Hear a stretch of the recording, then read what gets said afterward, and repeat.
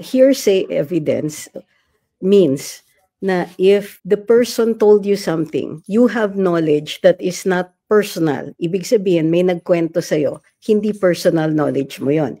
You cannot testify on truth or falsity of that statement. Yung sinabi ni Martin Romualdez kay Saldico is hearsay. Totoo yan. Hearsay as far as Saldico is concerned. Pero pwedeng tumestigo si Zaldico na sinabi ito ni Martin Romualdez. And that still has evidentiary value. Do not get caught in the arguments na walang ebidensya and so on. Because Zaldico, when he testifies, is evidence. His testimony will be evidence.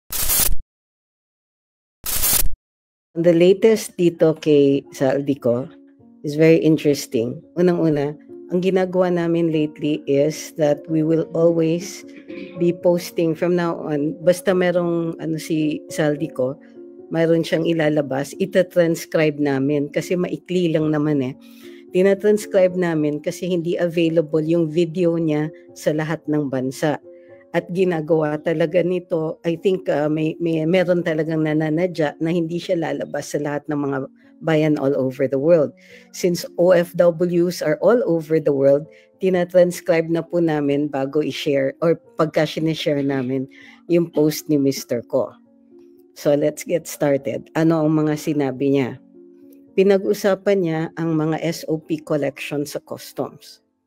So,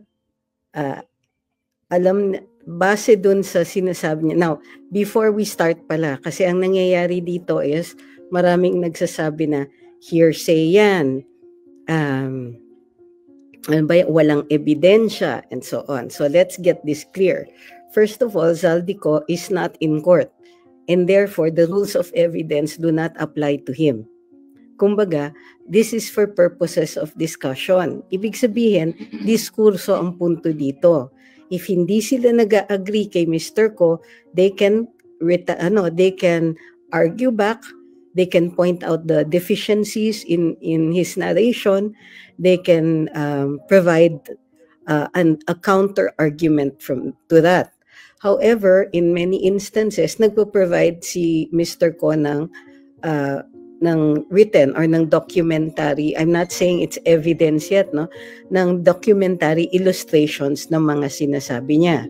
So halimbawa, pag sinasabi niya na mayroong insertion, let's say si Congressman Marcos, meron siyang document, not necessarily supporting it, but indicating the amounts and when he did that, when he got that. Okay? Second, hearsay evidence means na if the person told you something, okay, you have knowledge that is not personal. Ibig sabihin, may nagkwento sa'yo, hindi personal knowledge mo yon. You cannot testify on truth or falsity of that statement. Hindi mo pwedeng sabihin, totoo ito dahil sinabi sa akin ni so and so, because you don't have personal knowledge of it. However, you can testify to the fact that this person said it to you. Okay, so ulitin ko. Yung sinabi ni Martin Romualdez kay Saldico is hearsay. Totoo yan. Hearsay as far as Zaldico is concerned. So para kay Zaldico, hearsay yan. Pero pwedeng tumestigo si Zaldico na sinabi ito ni Martin Romualdez. And that still has evidentiary value. Okay? So para lang walang mag-e-epal dito at sasabihin wala kayong ebidensya, etc. Okay?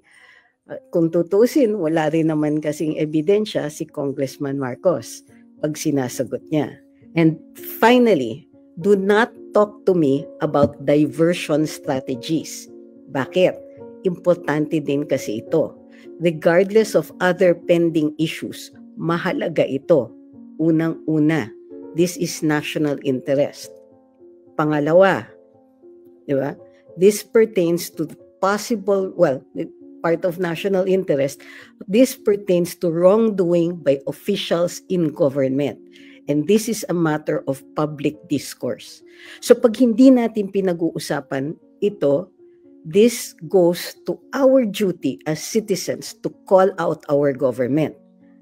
punyales na ano yan, na diversion na sinasabi ninyo. That's just a way for some people to get us to shut up about equally important matters. Okay? So do not say diversion. It is important to talk about this. Okay? And do not get caught also in these arguments na walang ebidensya and so on. Because Zaldico, when he testifies, is evidence. His testimony will be evidence. Okay. Hindi rin natin sinasabi na hero si Zaldico. Hindi rin natin sinasabi na sinasamba na natin siya or we're putting him on a pedestal. Ang sinasabi natin is that he is credible kasi kasangkot siya. Okay. Precisely because he is included in the whole mess of stealing from government funds. This is what makes him credible. Finally, pasensya na kayo pag hindi ako sumagot ng mga katanungan na tingin ko hindi dapat sinasagot ngayon dahil nakaka-distract. Halimbawa, yung mga bakit wala kayo sa spokes? Kasi nga nandito ako. Okay? So yung mga ganun, kasi kulang talaga ang boses ko at sandali lang po ako makakapag-live. Pasensya na lang po. Ha?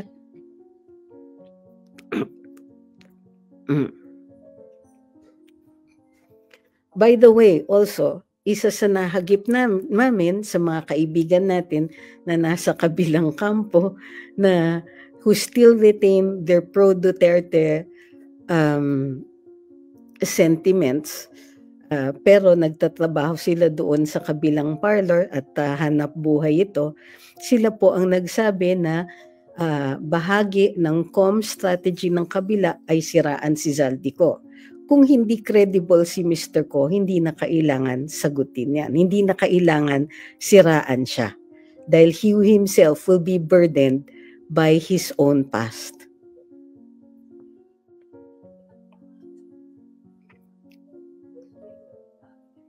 Okay, next. Okay, let's start.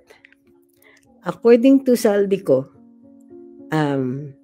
may mga nagko-control sa mga importations ng agricultural products such as bigas, onions. Ano pa ba? Bigas, onions, isda. Okay. Pero dahil ang taas ng mga SOP kinukubra doon sa mga SOP at ano pa ba yung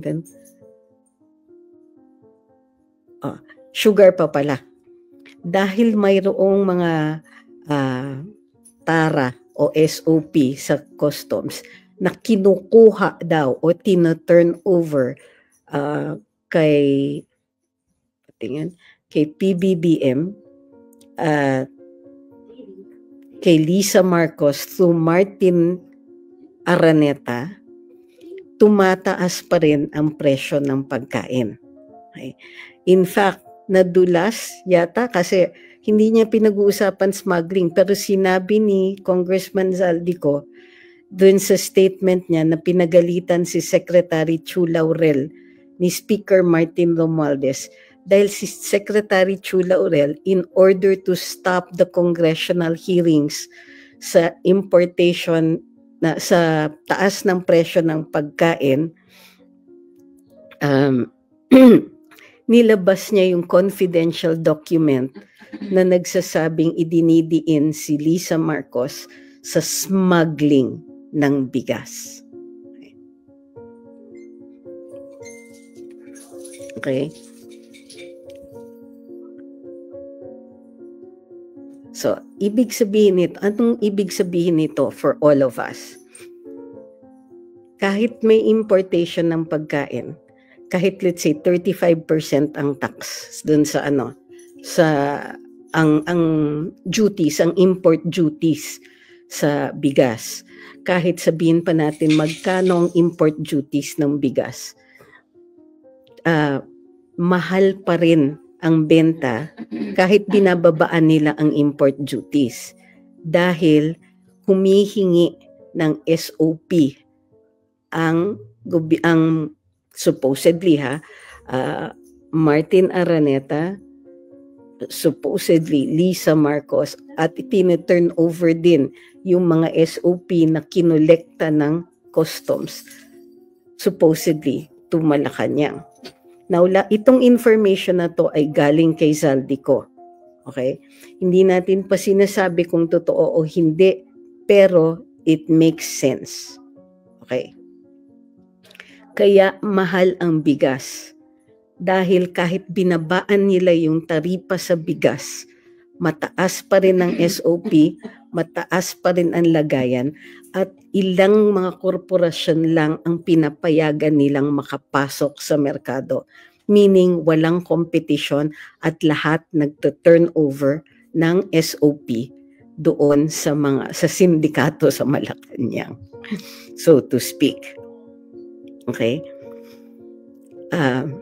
Which means na no matter kung ganong kamura kinuha ng importers yan abroad, dahil ang laki ng binibigay nila doon sa mga nanghihingi ng lagay, mataas ang presyo ng pagkain. Okay? At hindi yan bumababa. Ano yung nakakagalit dito? Alam ni BBM yan. Alam ng mga kawani at opisyales ng gobyerno ang ginagawa ng mga Marcos tungkol sa SOP sa pagkain. Alam nila tumataas ang presyo ng pagkain. Alam nila na umabot ng 58, 59 at 62 pesos ang presyo ng bigas sa kasagsagan nito. But they did not stop. Hindi sila tumigil sa pagkukuha at pagnanakaw at pagkukubra. Pinabayaan nilang magutom ang mga ordinaryong mamamayan, ang mga daily wage earners, ang mga swelduhan. Hindi nagiging flexible ang mga sweldo just because tumataas ang presyo ng pagkain or ng kahit anong bilihin. So maliit ang sweldo, hindi mabilis tumataas yan. Pero ang presyo ng pagkain pataas ng pataas. At tumataas lang yan, walang ibang dahilan kundi dahil sa tara na yan, dahil sa SOP na yan na hinihingi parati. So, asukal, bigas, isda,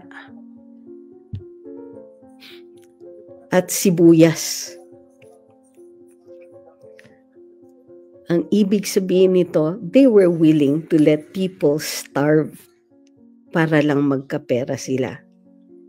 Isama nyo na po ang ginawa nila sa PhilHealth at sa healthcare. Bakit?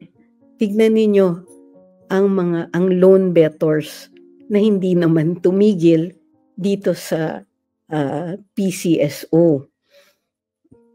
Hindi tumigil yung mga loan bettors, tumahimik lang.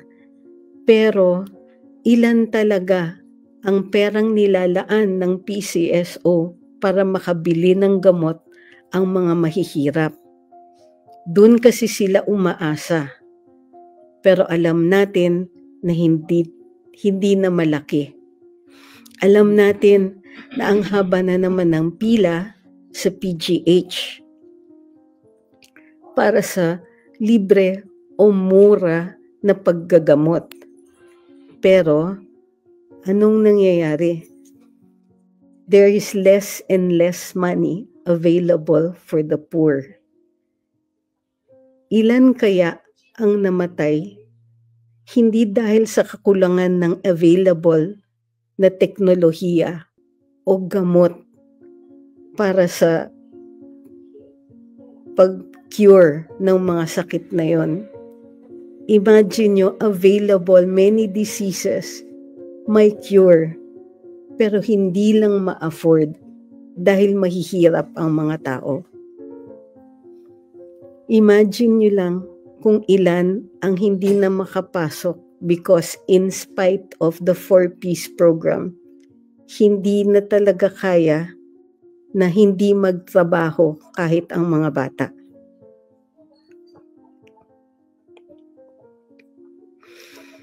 Sa lahat ng mga binubulgar o sinasabi ni Zaldico, ito ang pinaka masakit. Kasi hindi ka na-disturb ako dun sa ibang mga comments like nakaka-excite, nakaganan. Hindi to nakaka-excite. What they're saying is up to this day. Mahal ang presyo ng pagkain dahil sa korupsyon.